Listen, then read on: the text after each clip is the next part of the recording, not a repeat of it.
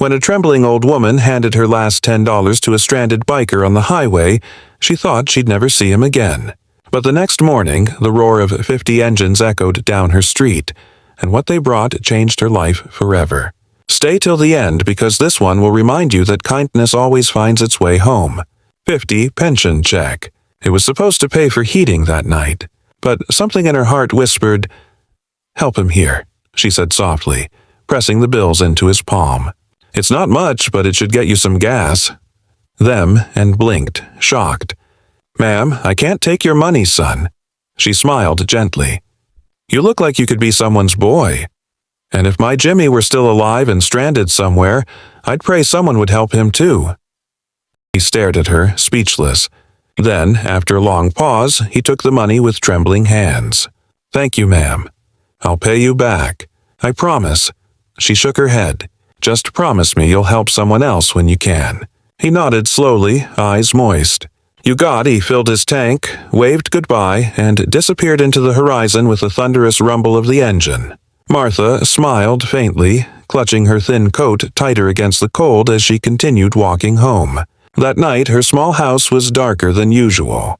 The heater stayed off. She wrapped herself in an old blanket, shivering, whispering a little prayer for the biker she'd helped. She didn't know that her simple act of kindness was about to echo far louder than she could ever imagine. The next morning, Martha woke to an unfamiliar sound, a deep rumble like thunder rolling across the sky. She thought it was a storm until she heard it grow louder, then closer. Then, right outside her house, she shuffled to the window, heart pounding. Her jaw dropped outside. Lining the entire street were dozens of motorcycles, gleaming, loud, and powerful. At least 50 riders, all wearing leather jackets, engines idling like a symphony of steel. At the front stood the young biker from the night before, the one she had given her last $10 to do.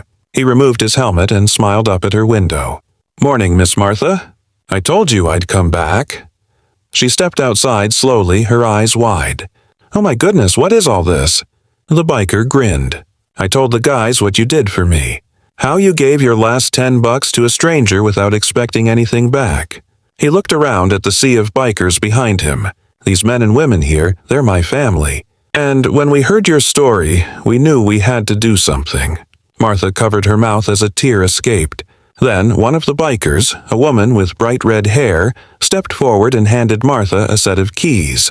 Confused, she looked down. "What's this?" The biker smiled. "Your new home, ma'am."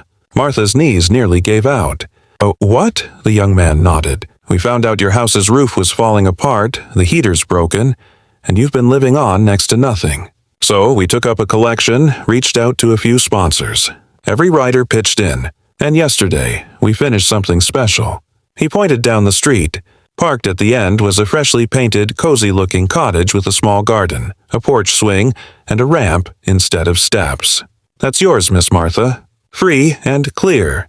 Martha gasped, her hand shaking. "I don't deserve this." The young smiled. "You deserve the world, ma'am. You taught us that one small act of kindness can start a wildfire." The crowd of bikers cheered, revving their engines in a thunderous roar that filled the air with energy and warmth. Neighbors came out to watch as tears streamed down Martha's cheeks. She whispered through her tears, "I only gave $10. "And you got 50 hearts in return," the biker said softly. "That's how kindness works." Martha walked slowly toward her new home, her steps light and full of disbelief. She touched the fresh white paint, smelled the wood, and looked back at the group of bikers smiling proudly at her. She raised her frail hand and said, "Thank you, all of you. You've given me more than a house. You've given me hope."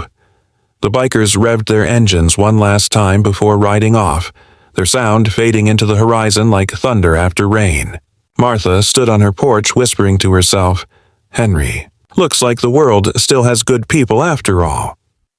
In a world that often feels cold, a $10 act of kindness can still light a fire that warms 100 hearts. Because sometimes the smallest good deed becomes the biggest miracle.